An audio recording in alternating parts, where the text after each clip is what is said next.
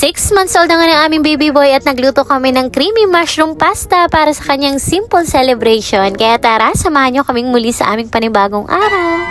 At ayun na nga, para sa aming simpleng salo-salo bilang pasasalamat sa malusog at malakas na pangangatawan, eto at magluluto kami ng aming masarap na merienda na creamy mushroom pasta. Sobrang bilis naman talaga ng panahon, parang kahapon lang ako nanganak. Aba ay pati ngayong kanyang dalawang atihin ay sila na ang nagde-decide kung ano yung ihahanda ngayon ni Tutoy. Sila nga ang may request na dapat curly pasta ang lutuin namin ngayon. Aba ay syempre pagbigyan ng hilig at ng walang ligalig. Pero syempre bilang isang madiskarting nanay, hindi lamang dapat masarap, masustansya din. Kaya naman naglalagay ako dito ng jolly mushroom pieces and stem dahil mayaman ito sa fiber, protein, and antioxidants. Tapos easy open can pa. Nagdagdag na rin nga po ako diyan ng pampalasang asin at paminta. At para mas creamy, eto naglagay na rin nga ako diyan ng evaporated milk at all-purpose cream. Sa mga ganitong lutuin, naglalagay din nga po ako ng jolly cream of mushroom para mas malinamnam at mas malasa. Ganitong luto talaga sa sauce yung gustong-gusto ko, yung malasa at malapot na malapot yung sabaw. Perfect panghanda ideas din to mga mare ngayong nalalapit na Christmas season, kaya isave nyo na ito para meron kayong idea. At yan nga po, nung kumulo na yung sauce ay nilagay ko na rin nga dito itong pasta at pagkatapos ay pinaghalo-halo ko na rin na talaga namang amoy pa lang ay nakakatakam na. Sobrang creamy, napakalasa at napakalinamnam. At eto na nga, talagang umaasbok-asbok pa at luto na rin nga itong ating creamy mushroom pasta. At syempre pagkatapos ko magluto ay nag-hi na rin nga ako kagad. Birthday to happy birthday, happy birthday, happy birthday, Abdiel. Oh no. Yay!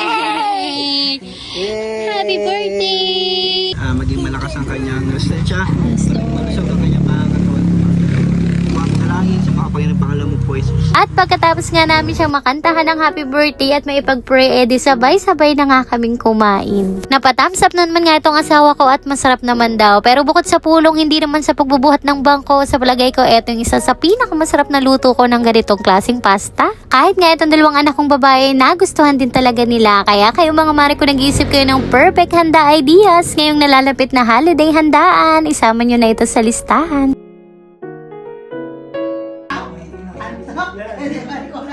At para sa kanyang 6 months old photoshoot, eto nga Toy Story costume, ganap naman nga itong aming baby boy. Kaka-happy din lang talaga sa pakiramdam dahil ang bilis-bilis nga niyang lumaki. Tingnan nyo naman, parang kahapon lang, ngayon 6 months old na nga siya kaagad. Parang nga kakong hinihipan lang yung mga bata ngayon, tingnan nyo pa at kayang-kaya niya na nga umupo mag-isa. Ngayong 6 months old na nga siya, mahigit 8 kilos na rin nga pala yung timbang niya, kaya sobrang bigat at talaga namang nakakangawid na rin kapag kinakalong. Pero sabi nga, kahit mahirap, kahit mabigat, tinetreasure talaga namin yung moment na to dahil hindi naman palagi silang bata. Maya-maya pa ay tumatakbo na din ito at nakikipagkulitan na dun sa dalawang atihin. Sabi nga namin mag-asawa, hindi talaga biro o magpalaki ng sunod-sunod na supling, mapagod, marindi, maligalig, maingay, pero talaga namang isa sa pinakamasarap ding pakiramdam yung nakikita mo silang unti-unting lumalaki at nagkakamuwang. Minsan nga natutuwa at nai-inspire din ako dun sa mga ilang nababasa kong message sa comment section na sabi nila nakaka-relate nga rin daw sila ng mga panahong kaliliitan pa ng mga anak nila, sunod-sunod, at ngayon nga daw ay malalaki na at nakapagtapos na.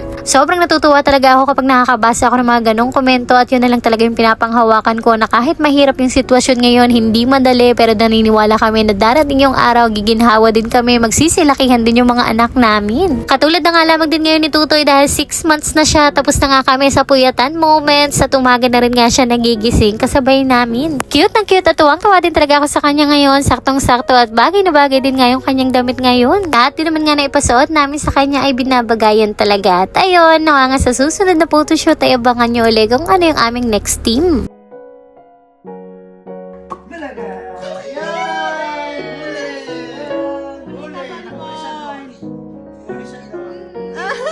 Kaya naman, yun lang muna nga po for today's video. Maraming salamat po sa inyong panonood. God bless.